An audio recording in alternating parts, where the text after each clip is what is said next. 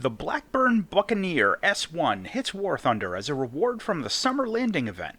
Let's have a look.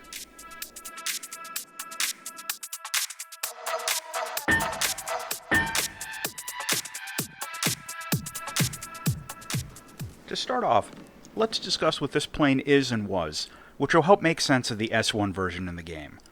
The Blackburn Buccaneer, the Buck, first flew in 1958 and entered service as a carrier-borne strike aircraft in the early 1960s. It served up into the 90s and was produced in half a dozen versions over the years. What we're looking at here is the S1 version, which was the initial production run of around 50 aircraft in total. This is a basic, subsonic tactical bomber with no air-to-air weapons. Unless you count the unguided rockets, which I don't. It has no countermeasures and really sluggish handling and low speed. If you get intercepted, honestly, your only hope of survival is if the other guy runs out of ammo. If you get up-tiered into missile thunder, it's going to be a bad day for the Buck. But don't assume the plane sucks. I think a lot of people are going to jump to that conclusion, and it's not entirely fair. The Buccaneer S1 has a decent selection of weapon loadouts, with a variety of bombs, rockets, and bullpup missiles, carried both internally and on external hardpoints. If you take the loadout of all bombs, you have enough oomph to completely destroy a strategic target, and still have one or two bombs left over for a second target. Not bad.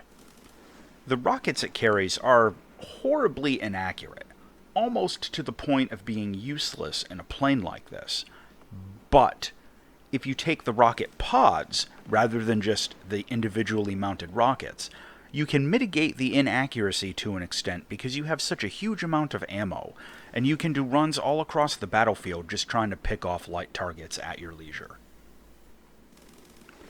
A very important detail: you get a ballistics computer, which dramatically helps in placing bombs on target.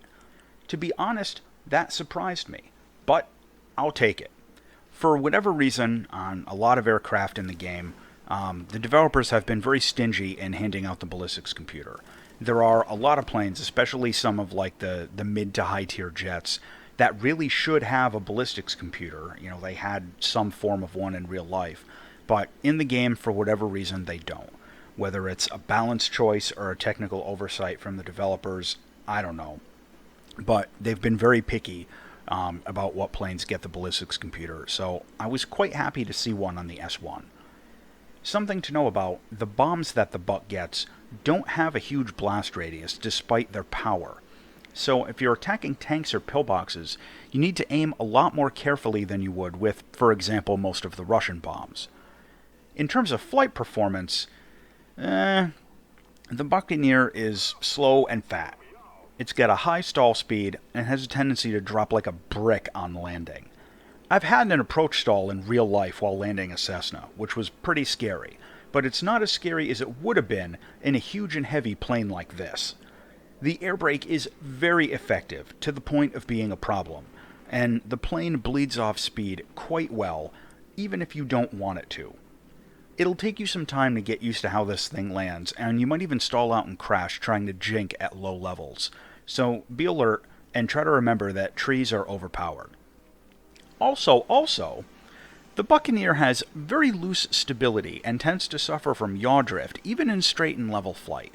That's a problem, and it contributes to the difficulty in aiming the already inaccurate rockets and the low blast radius bombs.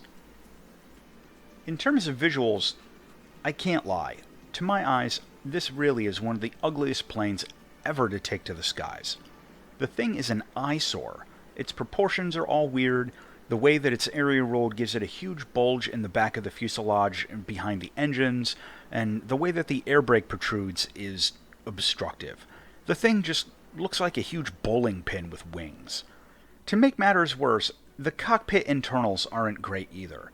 I mean, don't get me wrong, they did a good job on the textures and stuff, but the layout and visibility is subpar. And why the hell does this thing have a gun sight without any guns? Probably for the unguided rockets, but you'll still scratch your head wondering about that. Using the S1 out in missions feels a bit more like art than science. You get an air spawn at the attacker point rather than the bomber point, so it's a little easier to get your ordnance to the targets considering the subsonic speed. As I mentioned before, if you load up on bombs, you'll have more than enough load to take out at least one strategic target, but you can mix in some rockets or bullpups if you want to attack ground units as well. Speaking of which, my British tank tree isn't quite high enough to use the S1 in ground RB, but you get 4 bullpups, bombs, and the ballistics computer. So it doesn't take, a whole lot of guesswork to know that this thing is going to have some serious punch when it's flown out as close air support, assuming that you can survive all the SPAA. If you're playing this in Air RB, just try to remember that the tactical bomber style of gameplay is a bit repetitive and it can be kind of monotonous. Fly in a straight line out to the target, dump some bombs, fly back to base, fly back to another target, probably in a straight line, dump some more bombs, fly back to base. Sometimes you get shot down in between one of those steps. Now, it may sound like I've been pretty rough on the Buck, but overall my assessment isn't negative. The reason is how and where this plane found its way into the game. The Buccaneer S.1 is an event vehicle, so a lot of players will be able to get it essentially for free just from grinding the daily star achievements, even if they're a bit lower in the tech tree. With a solid bomb load and an air spawn, this can fill a spot in British lineups for an RP grinder if you find yourself in a situation like me.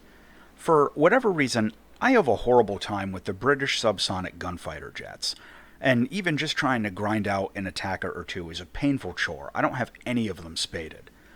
The S1 will give a lot of players the opportunity to grind research points into the British tree at the entry-level jet tiers with an activity other than dogfighting MiG-17s and G91s.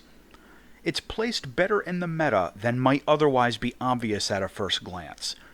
Because of this, I'm actually pretty happy about the S1, even if the plane itself can be a bit of a struggle bus, and honestly, I just really hope this thing doesn't get up-tiered. So, to sum it up, the Buck S1 has a great variety of air-to-ground weapon loadouts and enough firepower to take out a base with ordnance to spare. It gets the attacker air spawn, which isn't nothing, and it's very well placed in the meta, at least in my opinion. However, the plane lumbers like a demasted sailing ship, and its flight performance is just awful. It's horrible to look at, and it's completely defenseless in air-to-air combat. The final verdict: if you need something to help grind past the low-tier British jets into the good ones, the S1 will be a workhorse for you in your British lineup. In almost any other circumstance, it'll be more of a novelty than anything else. As always, thanks for watching.